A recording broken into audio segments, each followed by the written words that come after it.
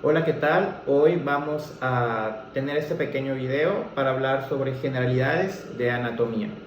Les recomiendo que apoyen o acompañen la lectura de la bibliografía en PDF, que en este caso fue del Patton, y el resumen que también les agregué en el apartado de materiales en el primer tema, que es Introducción a la Anatomía, como les dije.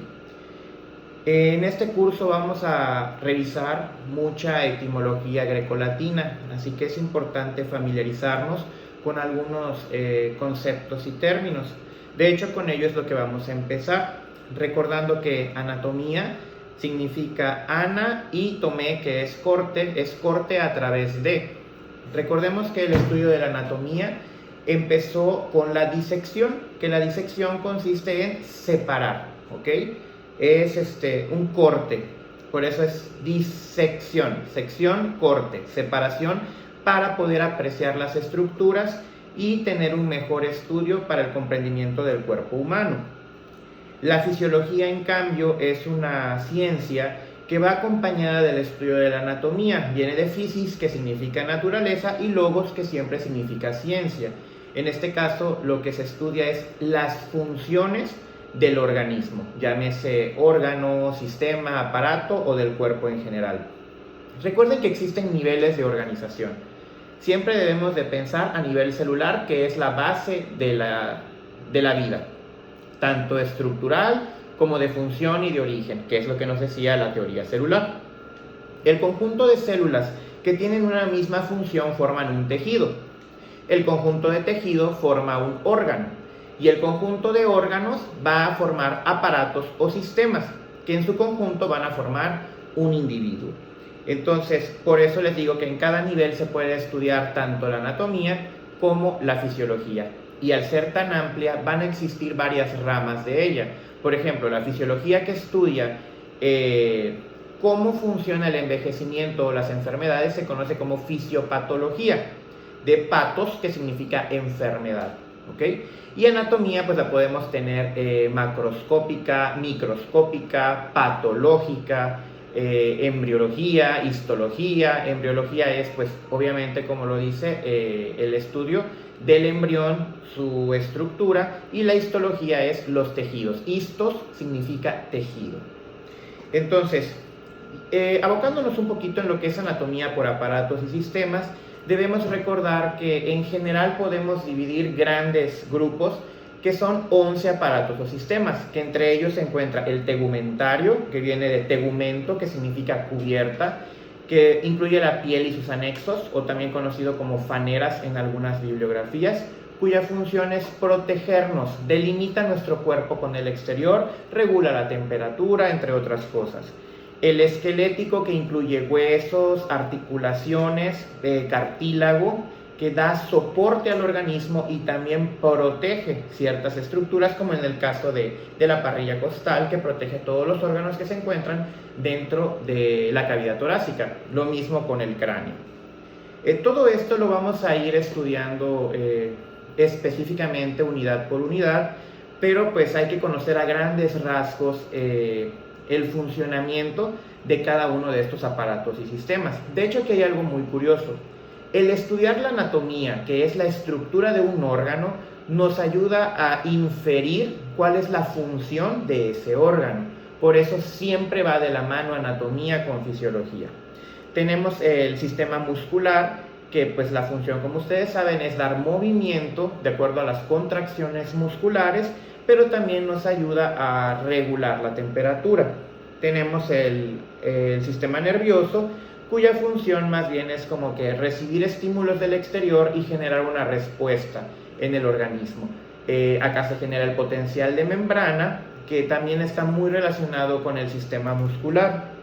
El endocrino o endocrino, que es lo correcto porque pues no hay acento, se va a encargar de regular el comportamiento del organismo a través de hormonas, recordando que las hormonas son mensajeros químicos que tienen su efecto en un órgano diana. Se producen en un lado, pero su efecto es en otro. El aparato cardiovascular, cuya función es el bombear la sangre a todo el organismo, para recoger los desechos, pero llevar oxígeno hacia ellos, que incluye el corazón y los vasos sanguíneos. Tenemos el sistema linfático e inmunitario, que la función es la defensa del organismo. Aquí van a existir ciertos lugares donde se van a madurar las células de la defensa, que incluyen las células B y las T, aunque igual tienen otras funciones como recoger los lípidos del aparato digestivo y devolver líquido a la sangre. El aparato respiratorio, cuya función es el intercambio gaseoso, metemos oxígeno, sacamos dióxido de carbono, y también interviene en el equilibrio ácido-base. El aparato digestivo, que comienza en la boca y termina en el ano, siendo un gran tubo con diferentes secciones, pues la función básicamente es la de absorber los nutrientes, degradar los alimentos sólidos, ingerir los alimentos líquidos, porque también hay partes donde se van a absorber. El urinario, pues, es la excreción del exceso de líquido, también de ciertos compuestos azoados, y también, pues, su función en el equilibrio ácido-base. Y los aparatos reproductores, que ambos van a tener gónadas, que su función es reproductiva, pero pues que hay características especiales tanto en el hombre como en la mujer. Todo esto lo vamos a ver específicamente en cada una de las unidades que conforman esta materia. Para entender anatomía tenemos que hablar primero de posición anatómica. La posición anatómica, el cuerpo está vertical y tiene la característica que tanto los ojos como la cabeza se dirigen al observador, ¿de acuerdo? Los pies tienen que estar sobre el piso, dirigidos hacia adelante. Los miembros superiores tienen que estar a los costados del cuerpo y las palmas van a ver hacia el frente. Todo estudio o cualquier análisis que hagamos a partir de ahora para efectos de esta materia es considerando la posición anatómica, ¿ok? Todo lo que está hacia adelante es anterior, todo lo que está hacia atrás es posterior. Así que de acuerdo a la posición anatómica, como les estoy diciendo, las palmas serían anteriores, ¿de acuerdo? Bueno, entonces hay también algo muy importante, que es el reconocimiento de las posiciones. Cuando una persona se encuentra acostada, si está boca abajo, se conoce como decúbito, prono o ventral, porque nuestro vientre se encuentra hacia abajo.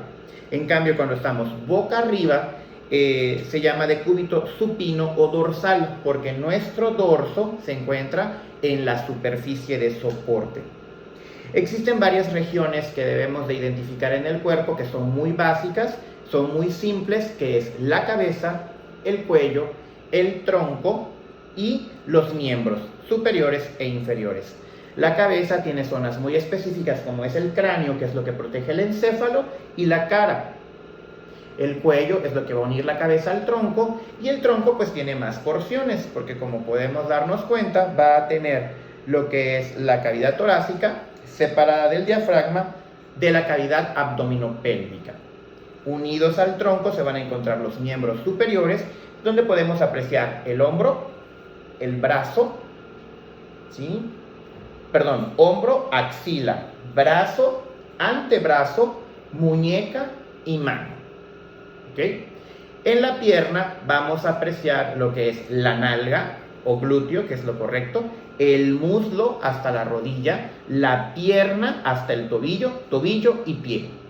Las ingles son las porciones que se encuentran como que digamos a los lados de nuestro triángulo, donde se unen las extremidades inferiores al tronco.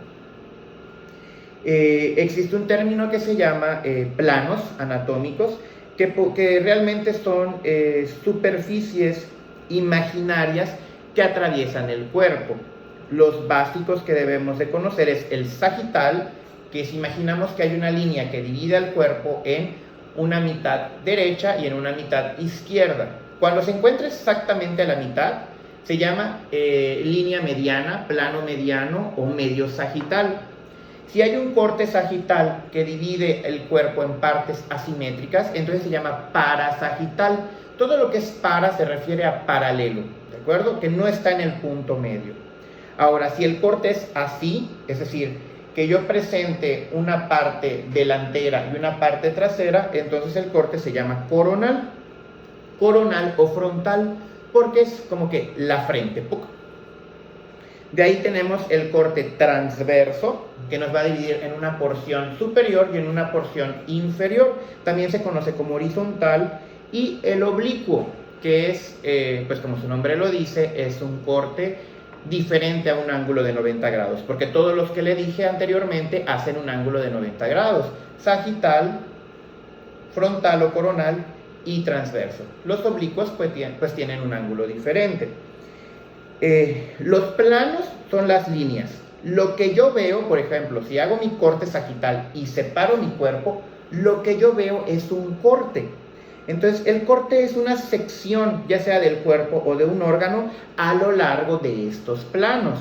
Por ejemplo, si yo tengo, imaginen que tienen el cerebro y tengo el plano sagital, yo voy a tener un corte sagital, es decir, es la porción que yo voy a ver. Si lo hago coronal, es decir, que yo lo tenga así, el corte, es decir, la porción del órgano que yo veo, va a ser también coronal.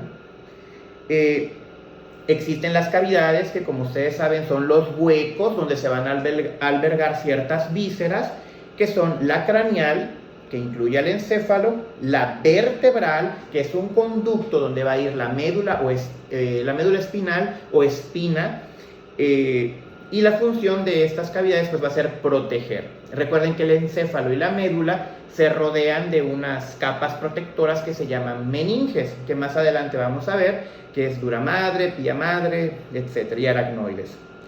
Tenemos la cavidad torácica, que tiene la característica de albergar el mediastino, que el mediastino es la región central de la cavidad torácica. Solamente excluye a los pulmones. Los pulmones están fuera del mediastino, pero se encuentran en unas cavidades que se llaman pleuras, ¿okay? Y a su vez las pleuras son unas membranas que van a recubrir a los pulmones.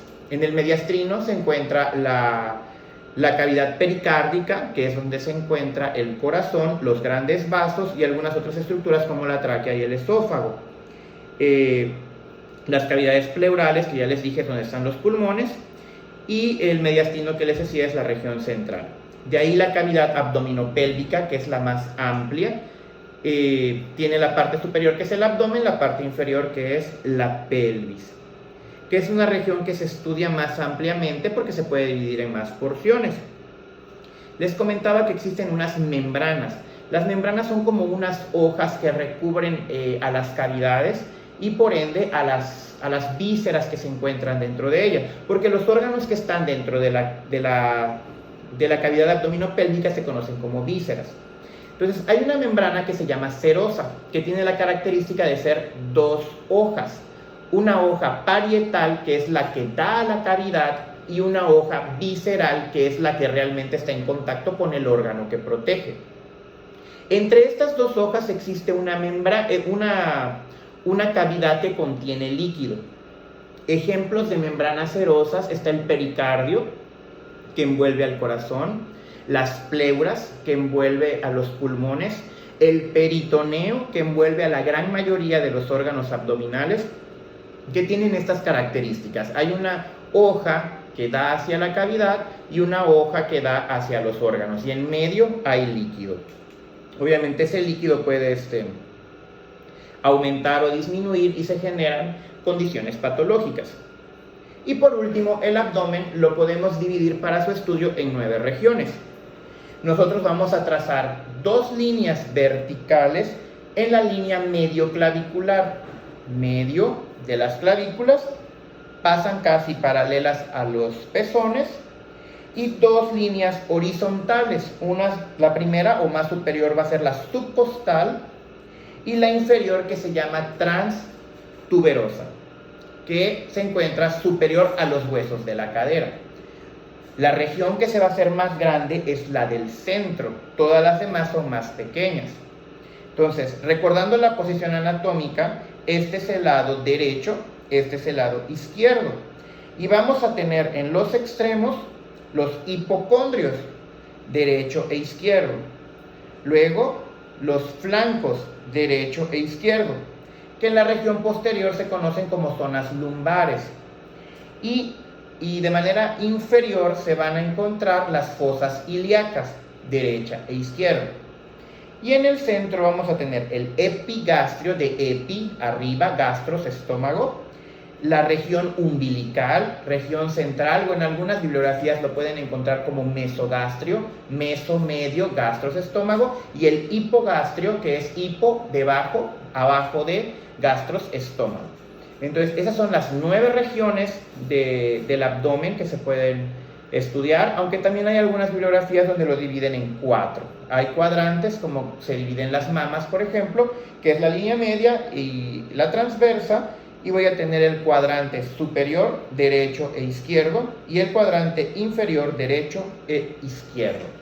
Revisen los términos anatómicos que les menciono en la bibliografía y en el resumen. Por ejemplo, está el superior e inferior. Recuerden que superior es todo lo que está arriba, inferior es todo lo que está abajo, pero esto adquiere sentido cuando nos enfocamos en un punto de comparación. Por ejemplo, si hablamos de brazo y antebrazo y tenemos el miembro a un costado, el brazo va a ser superior al antebrazo, ¿ok? Hablando de las manos, por ejemplo, la mano izquierda es contralateral a la mano derecha. En cambio, por ejemplo, el ojo derecho y la mano derecha son ipsilaterales porque se encuentran del mismo lado. Y así muchos otros términos, por ejemplo, el ventral, que es el de frente, el dorsal, que es el de atrás, que también podemos encontrarlo como anterior, adelante, posterior, atrás. Y más que nada, con muchos ejercicios vamos a adquirir habilidad con esto. No se desesperen, sé que es demasiada información, pero poco a poco nos vamos a familiarizar con estos términos. Espero que les haya servido este video y nos estamos viendo en la próxima clase.